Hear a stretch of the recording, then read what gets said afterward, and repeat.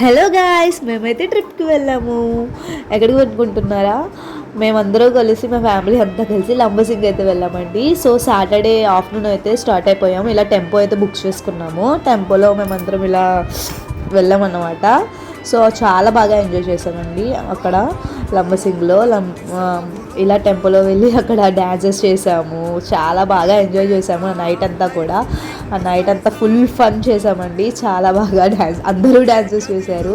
మా మమ్మీ వాళ్ళు, పెద్దమ్మ వాళ్ళు అందరూ డ్యాన్సెస్ చేశారనమాట. మా వదిన, అన్నయ్యలు అందరూ చేసేసారనమాట. చాలా బాగా ఎంజాయ్ అయితే చేసాము.